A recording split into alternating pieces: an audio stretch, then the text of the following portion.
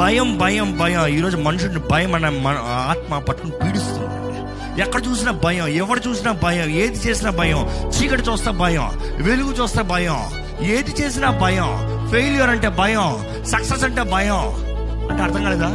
Success అనుకో, ఇది దీని తర్వాత ఏం చేస్తాను నేను అనే భయం.